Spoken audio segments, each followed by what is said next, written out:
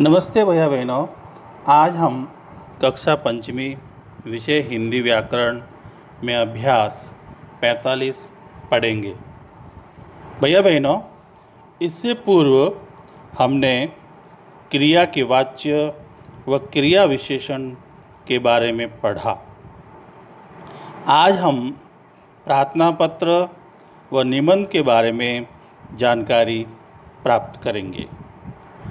भैया बहनों, प्रार्थना पत्र परीक्षा में आता है तो हमें क्या क्या सावधानियां रखनी हैं।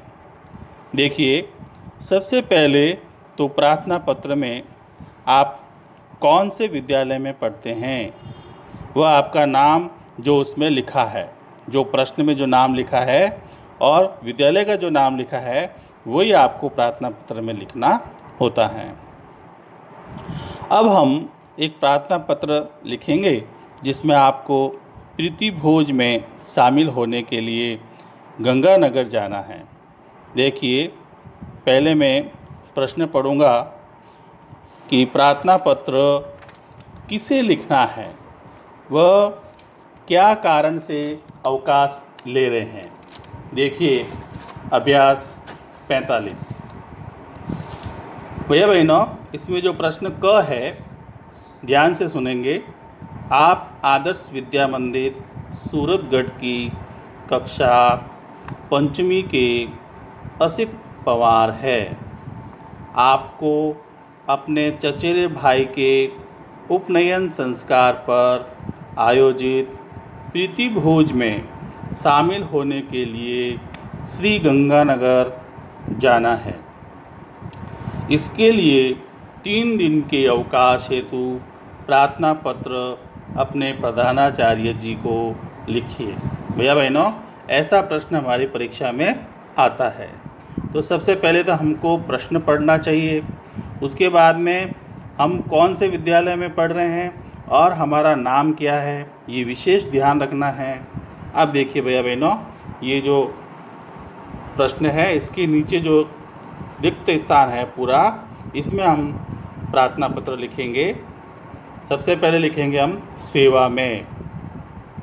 श्रीमान प्रधानाचार्य जी, आदर्श विद्या मंदिर सूरतगढ़। ये आदर्श विद्या मंदिर सूरतगढ़ क्यों लिखा?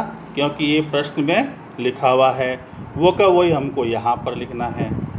उसके बाद देखिए, महोदय, सविनय निवेदन है कि मुझे अपने चचेरे भाई के उपनयन संस्कार पर आयोजित प्रीति भोज में शामिल होने के लिए श्री गंगानगर जाना है।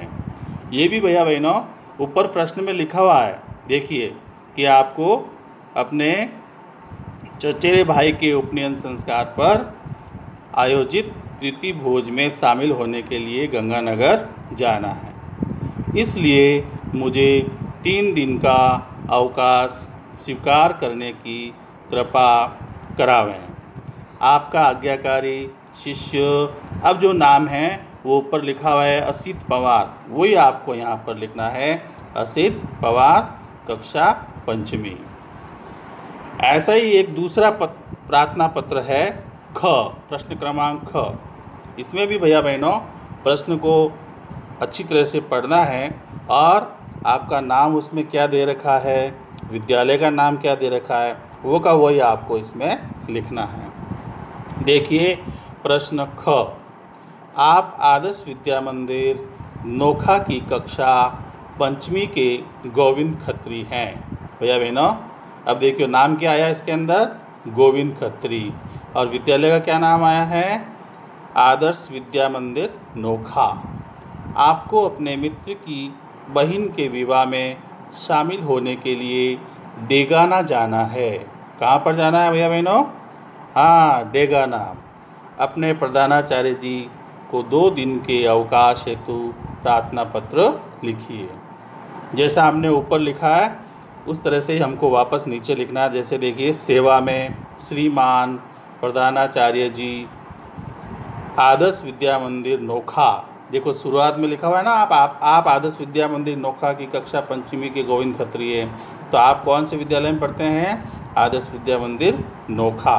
तो अपन भी यही लिखेंगे, आदर्श विद्या मंदिर नोखा। महोदय, सविनय निवेदन है कि मुझे मेरे मित्र की बहन के विवाह में शामिल होने के लिए डेगाना जाना है। कहाँ जाना है भैया बहनों? हाँ, बहुत अच्छा, डेगाना, क्योंकि ये प्रश्न में लिखा हुआ है, वो का वही आपको यहाँ पर लिखना है। इसलिए मुझे 2 दिन का अवकाश स्वीकार करने की कृपा करावें। धन्यवाद। आपका आज्ञाकारी शिष्य। अब बताओ शिष्य में आपका नाम क्या लिखा हुआ है वहाँ पर? हाँ, बहुत अच्छा, गोविंद खत्री। तो आपको नीचे लिखना है गोविंद खत्री, कक्षा पंचमी। इस प्रकार भैया बहनों हमने अभ्यास 45 में प्रार्थना पत्र लिखना सीखा, समझा। अब हम अध्याय 10 निबंध के बारे में जानकारी प्राप्त करेंगे। पहला निबंध है दीपावली। भैया बहनों, दीपावली हम सभी मनाते हैं। कब मनाते हैं, वो कैसे मनाते हैं, उसके बारे में हम जानकारी प्राप्त करेंगे और उसके बाद में लिखेंगे। पहले हम दीपावली निबंध सुनेंगे, उसके बाद लिखेंगे। देखिए भैया बहनों, दीपावली हम सभी जानते हैं, हमारा देश त्योहारों का देश है। यहाँ होली, दीपावली, रक्षाबंधन, दशहरा आदि त्यौहार मनाए जाते हैं।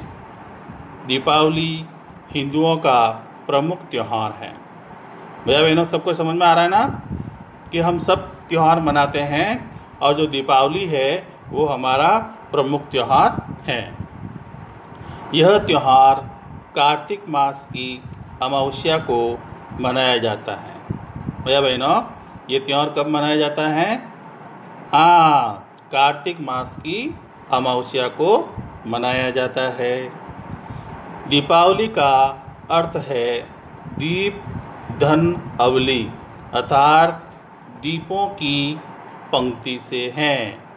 यानी कि जो दीपक जो है पंक्तिबद्ध रख देंगे उसको भी दीपावली कहते हैं।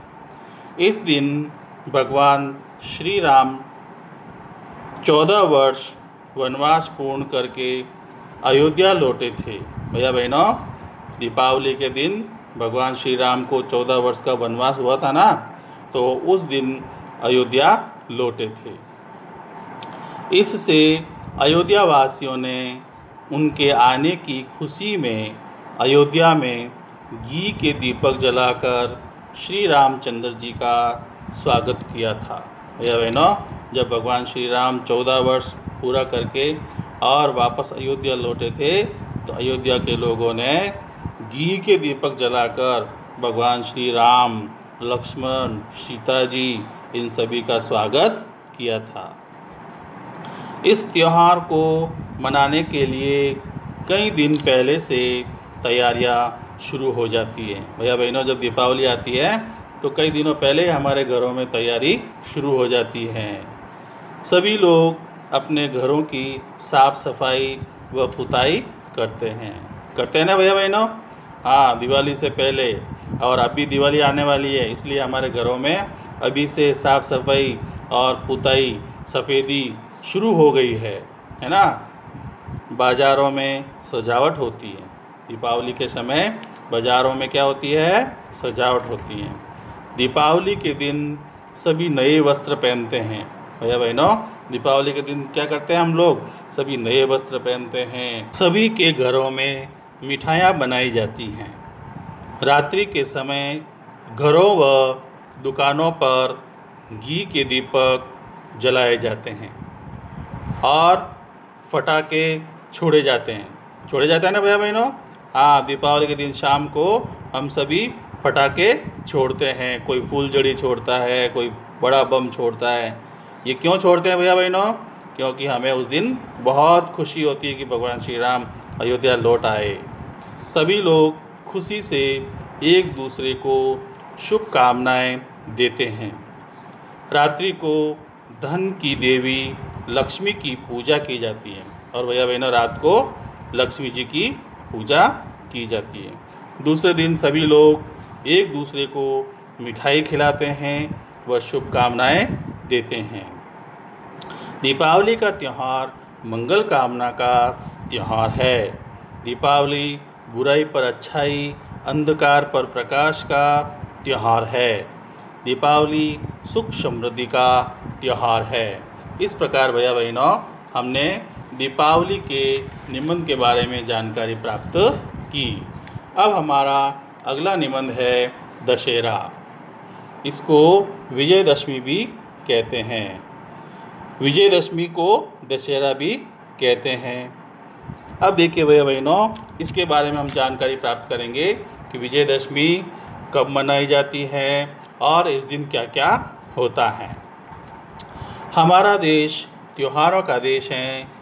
होली, दीपावली, दशहरा आदि त्यौहार संपूर्ण भारत में आनंद और उल्लास के साथ मनाए जाते हैं। विजयदशमी हमारे देश का प्रसिद्ध त्यौहार है। भैया बहनों विजयदशमी जो त्यौहार है हमारे देश का प्रसिद्ध त्यौहार है। यह त्यौहार आश्विन माह में शुक्ल पक्ष की 10वीं तिथि को मनाया जाता है। भैया बहनों ये कब मनाया जाता है? हाँ बहुत अच्छा, आश्विन माह में शुक्ल पक्ष की 10वीं तिथि को मनाया जाता है। Very good. यह वर्षा की समाप्ति तथा शरद के आगमन का सूचक है। जब ये त्यौहार आता है तो वर्षा ऋतु की समाप्ति हो जाती है और सर्दी आना शुरू हो जाती है। दशहरे से पहले 9 दिन की अवधि को नवरात्र कहते हैं। इन 9 दिनों में बड़ी धूमधाम से माँ दुर्गा के 9 रूपों की पूजा की जाती है। भैया बहनों दशहरे से पहले 9 दिन तक है ना, 9 दिन तक माँ दुर्गा की पूजा की जाती है। हम उनको क्या बोलते हैं? नवरात्रा, है ना। और नवरात्रा में माँ दुर्गा की पूजा की जाती है, 9 रूपों की पूजा की जाती है। भगवान श्री राम ने इस दिन रावण का वध कर दशमी के दिन विजय प्राप्त की थी। ये त्यौहार इसलिए भी मनाते हैं कि भगवान श्री राम ने इसी दिन रावण को मारा था, इसलिए इसे विजयदशमी कहते हैं। इसलिए इसको विजयदशमी कहते हैं क्योंकि इसी दिन भगवान श्री राम ने विजय प्राप्त की थी। विजयदशमी के दिन देवताओं के राजा इंद्र ने वृत्रासुर नाम के दैत्य को हराया था और इसी दिन जो है देवताओं के जो राजा इंद्र ने वृत्रासुर नाम के एक राक्षस को हराया था। 10वीं तिथि को विजय नामक मुहूर्त होता है और भी एक कारण है कि 10वीं तिथि को विजय नामक का एक मुहूर्त होता है जो संपूर्ण कार्यों में सिद्धिदायक होता है। यानी जो उस दिन बहुत ही अच्छा मुहूर्त होता है, हम कोई भी अच्छा कार्य, शुभ कार्य कर सकते हैं। इस दिन शास्त्र की पूजा करते हैं। भैया बहनों इस दिन हमारे घर में जो शस्त्र है उनकी पूजा करते हैं। अगर हमारे घर में तलवार वगैरह ये होती है हम उनकी पूजा करते हैं। इस दिन शमी वृक्ष खेजड़ी की पूजा की जाती है। भैया बहनों इस दिन खेजड़ी की भी पूजा की जाती है और खेजड़ी का दूसरा नाम है शमी वृक्ष। विजयदशमी के दिन रावण, कुंभकर्ण और मेघनाद के पुतले जलाए जाते हैं। विजयदशमी के दिन रावण, कुंभकर्ण, मेघनाद, है ना, इनके पुतले जलाए जाते हैं। और हमारे जोधपुर में भी होता है ना, रावण के चबूतरे में रावण का पुतला जलाया जाता है। इस प्रकार ये त्यौहार अन्याय पर न्याय की, असत्य पर सत्य की और अधर्म पर धर्म की विजय के प्रतीक के रूप में मनाया जाता है। विजयदशमी मानव जाति का विजय पर्व है। इस प्रकार भैया बहनों हमने विजयदशमी के निबंध के बारे में जानकारी प्राप्त की। धन्यवाद।